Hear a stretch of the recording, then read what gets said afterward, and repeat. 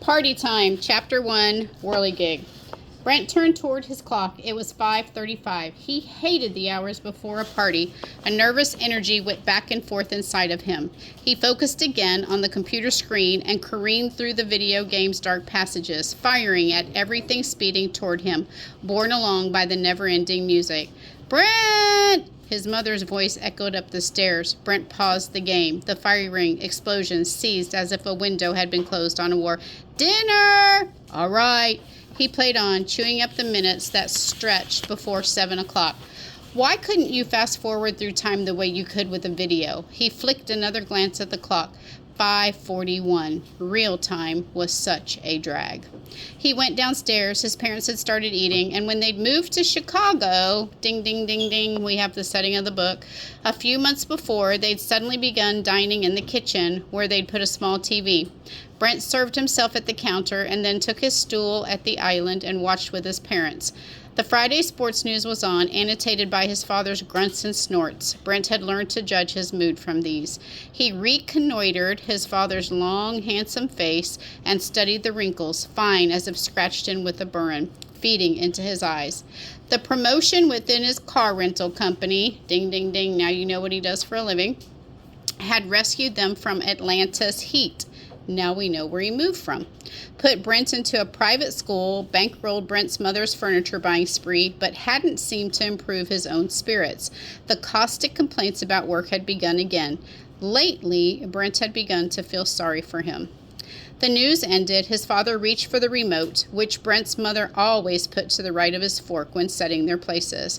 He dodged commercials, serving the rest of the family a finely ground visual hash. Switching the control to his left hand so as to take a bite, he inopportunely dropped it when the screen showed the victims of African famine. A child crawling with flies was wailing. Brent's father scrambled for the remote. A white woman now faced the camera. "This tragedy," she began, and then was cut off.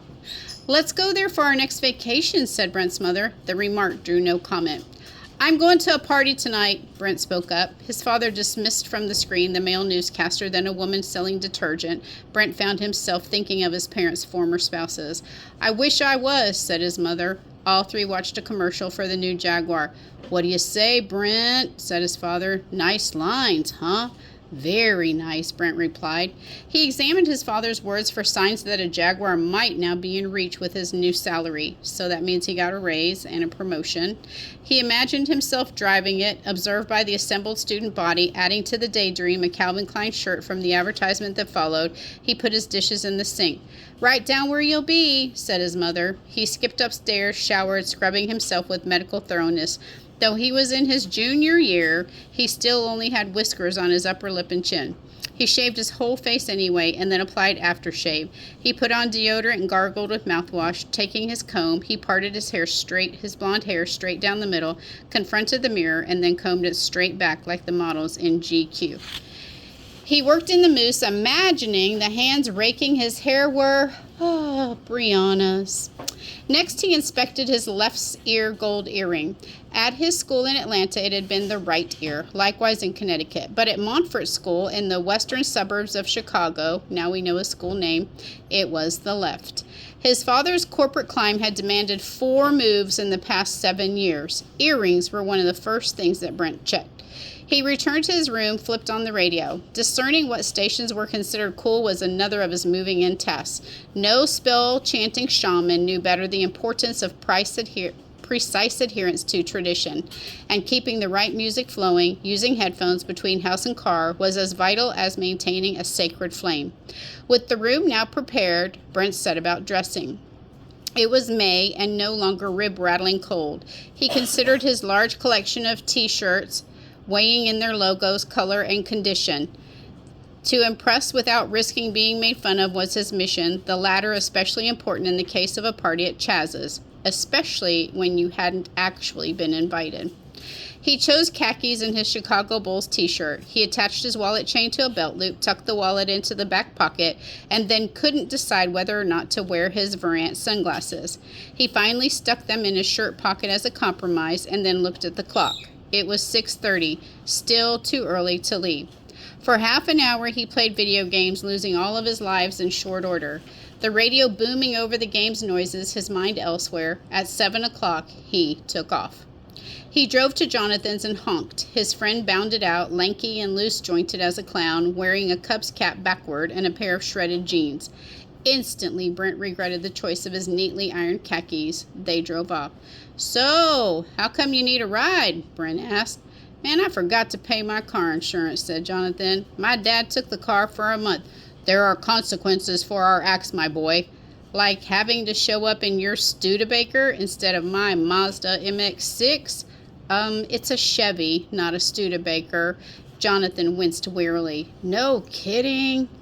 A sense of humor was a luxury that Brent had never been able to afford. He was always the new kid stumbling through the maze, never quite rich or good-looking or athletic enough to join the elite, unless he played his cards right at the party tonight. "So how do we get there?" "Get on 355, said Jonathan. "I'll show you." Brent drove through Glen Ellen's maple-lined streets. Chaz lived all the way across the city in Wilmette on the lake. Montfort drew from all of Chicago.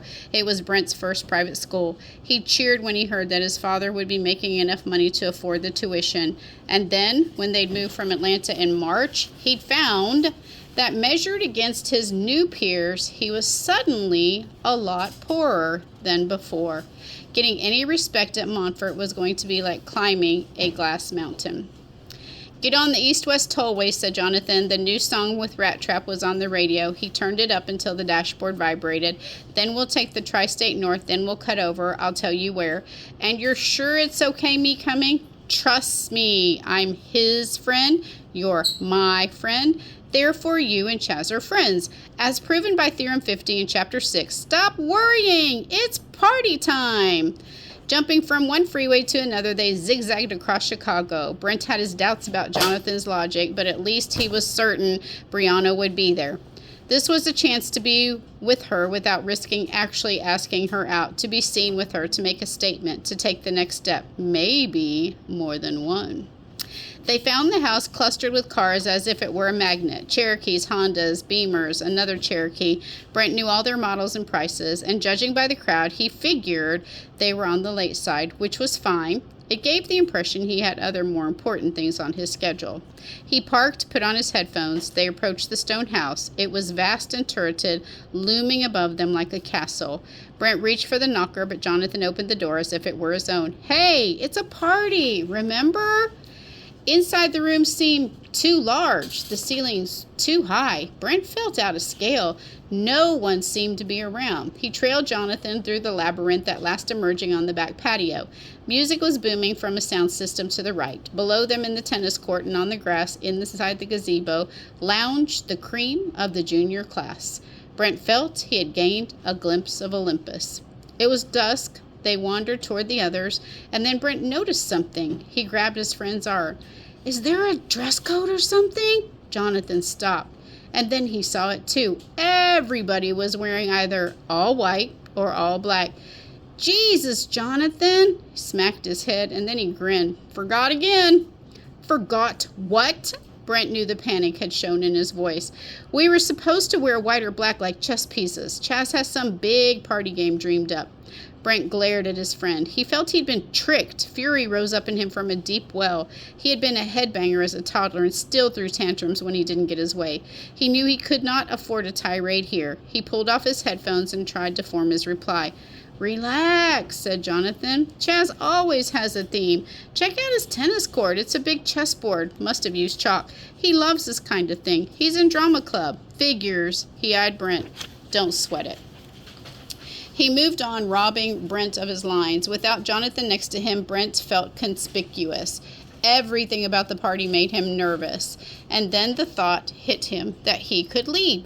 He stuck out enough already without the added business of his clothes. This was the time before the party game started, whatever it was. Down on the tennis courts, two figures in white were rollerblading. He debated, teetered toward flight, started to leave, and then he sighted Brianna. The balance swung. He trotted and caught up with Jonathan, walking beside him as if nothing had happened. Then each felt a hand on their shoulder. It was Chaz. "A yellow shirt and blue jeans?" He affected the headmaster's English accent, sternly surveying Jonathan. He was tall and long-jawed, his sandy curls topped by a golden crown. Really, Mr. Covets, this will lower your grade. Learning to follow directions is vital both to your success at Montfort and in the wider world beyond, regardless of what pathetic, God-forsaken piece of it you occupy. Jonathan smirked. I thought school was over. He viewed Chaz's crown and fingered his black cape, not to mention the Middle Ages. Anyway, I don't have a car at the moment, so Brent here drove me. I figured you could use an extra pawn or two. Chaz took stock of Brent's catch-up mustard shirt. Points off, he said. He dropped the accent. Brent, Bishop, right? Brent nodded his head. Bishop, like the chess piece. Chaz mused. Now let's see if he moves back and forth diagonally the way a bishop should. He stood behind Brent, put both hands on his shoulders, and guided him toward the left. Brent resisted at first and then complied, allowing himself to be treated like a toy, hating his helplessness. Abruptly, Chaz reversed direction, pulling Brent stumbling backward. Works fine to the left. Now let's try the right. People were watching. Brent felt like slugging Chaz, but he knew his tormentor was taller, more muscled, and the de facto ruler of their class besides. If Chaz said that easy listening music was hip, then it was. Losing his cool here would be suicide. It seems to be in good working order, said Chaz. He stopped, then turned Brent to the left. Bishop to the drinks table, he called out in chess move fashion, struggling not to trip. Brent was marched across the grass, through a circle of girls, and up the table. He felt Chaz's hands release him and prayed his host would vanish. He did. He replaced his headphones to help shut out the scene, and stood staring, dazed at the bottles before him. He felt as if he were on stage. Playing to his audience and his own need, he poured himself a scotch and soda, heavy on the former. He added ice and sipped it quickly, feeling it run down through him like a river of lava. Discreetly, he scouted the territory. The smell of pot smoke reached his nostrils. He spotted Jonathan and a group of boys on the lawn and headed that way. The talk was of the Cubs. Brent marveled that people could publicly root for such perennial losers. The Bulls in basketball were different. They won. Both he and his father had bought Bulls shirts the first week in Chicago. His own stood out less among the white and the black as darkness fell. And then lights came on above the tennis court and inside the gazebo. The human chess game will commence in 30 minutes, Chaz announced from the patio. Should be interesting, said the boy next to Brent. The subject switched to hockey. Brent pretended to listen, sipping his drink and watching Brianna. He wanted to catch her alone. At the moment, she was talking with two other girls. She was drinking a beer and had a sullen look, her wavy blonde hair reaching down her black dress like a hanging garden. His knowledge of her was sketchy. In his 2 months at Montfort, he'd learned she'd recently broken up with someone, that she stood near the top of the pecking order, and that her father, rumor had it, was worth $100 million. He also knew for a fact she was gorgeous. Having her for a girlfriend would mean instant respect. And why shouldn't she like him? He was tall, a little skinny perhaps, a bit uncoordinated, but not unreasonably handsome, with a square chin and no braces or acne. She was probably sick of the same old faces. She smiled at him off and on when they passed. And then they'd been assigned to the same group project in history. Making use of his newcomer status, he'd often ask her questions about Chicago, offering in return his services in math, his best subject. She hadn't taken him up on it yet, but finals were coming, and he had hopes. He made another drink and returned, his nerves pleasantly numbed by the scotch. He took off his headphones. He was feeling more comfortable and proud of the fact that he could hold hard liquor. On the patio, Chaz had taken off the wrap and put on French-sounding accordion music. It was so corny, it was cool, and somehow it fit the moment. A spring evening, the air warm at last, the leaves thrusting from the trees again and crowding out the sky. A faint breeze stirred in the greenery. Around Brent, the talk turned to cars, then gradually focused on Porsches. He heard his cue and roused himself. The 4S really flies, he volunteered, but tons of repairs, always in the shop. Don't even say the word Porsche to my dad. He drives one? Asked Jonathan. I always see him in that Continental. Well, back in Atlanta, said Brent, finally sold it. It was the sort of lie that would never be found out, the sort he'd drawn on often.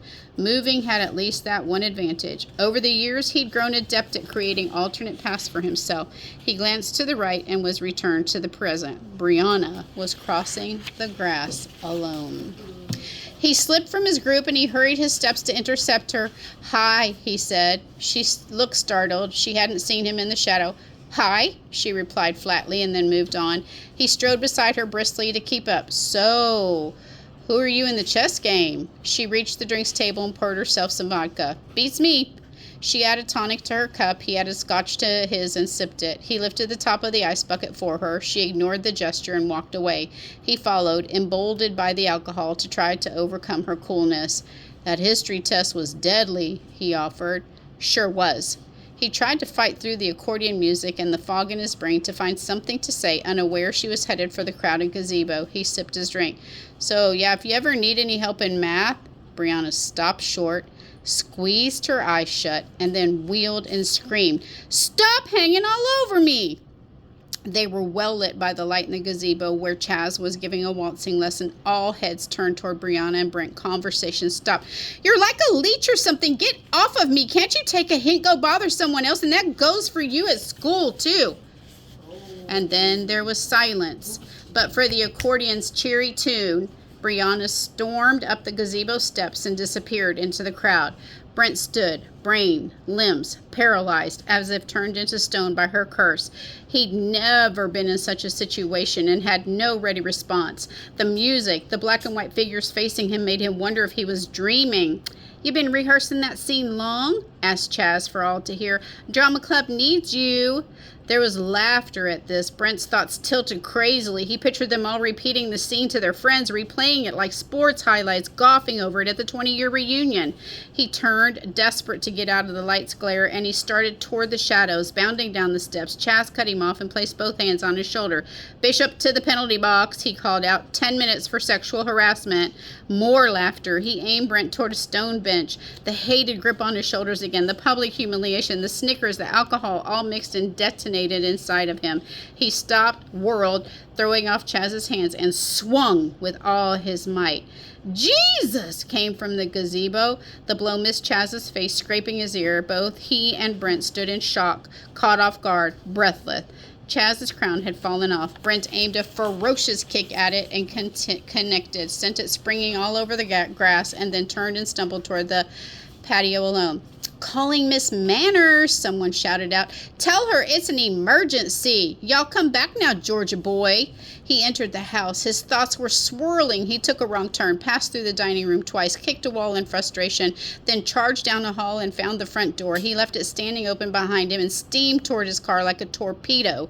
Jonathan could find another ride home. He got in and peeled out. His mind was a wreckage of sound bites and images from the last 5 minutes, endlessly repeating, shuffled, overlapping. It didn't seem real, but he knew it was. The consequences would be real as well. He was a leper now. No one would go near him, certainly no girl. He had destroyed himself. He shot up at an entrance ramp. "He forgot to tell me about the stupid clothes," he yelled, and the tantrum began. "Some stupid, idiotic friend." He shouted out the catalog of the knights and justices, rained punishments on his enemies, wailed at his disappointments and deprivations. The flood of words seemed to bear him down the road. His head reeled with drink and despair. Then he saw that he'd gotten on the wrong expressway. That was 94. They'd come to 94, or so he thought. He rummaged hopelessly through his memory, trying to recall the route. He'd let Jonathan guide him, and he hadn't paid attention. He fumbled open the glove compartment, let loose a landslide of cassettes. He felt around with his hands. No map. He was nearing Skokie. He began to get nervous. He wondered where 94 led, and then mile by mile, the uneasiness passed. He felt strangely unconcerned. He realized that he really didn't care where he was going. Why should he? His life was a house that had been burned to the ground. What was there to go back to? He drove on, weaving, slightly aware that every car but his had a destination. He felt spent, emptied of all will. He was beyond tantrums. Instead, a measured voice began broadcasting within him, soft and unexpected, like a warm wind out of season. "There's no need to go home," said the voice. "No need to go back to school on Monday. No need to go there ever again." Ahead, car lights hurled toward him just as in a video game. It was in the fast lane, steering between the white lights on the left and the red on the right.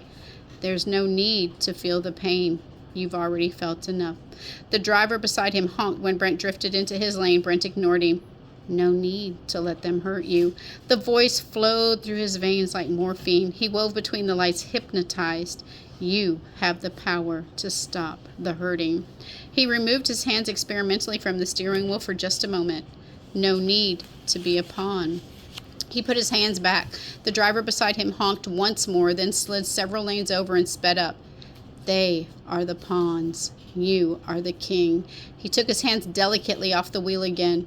You have a king's absolute power within you. He held his hands in midair for several seconds. They shook slightly, and gradually he lowered them and laid them lightly on his thighs. He stared blankly at the lights before him. You have absolute power over your own life. He saw the car was drifting to the left. He felt his hands jerk, but he kept them on his thighs. You have the power to end your life now. And very slowly he closed his eyes.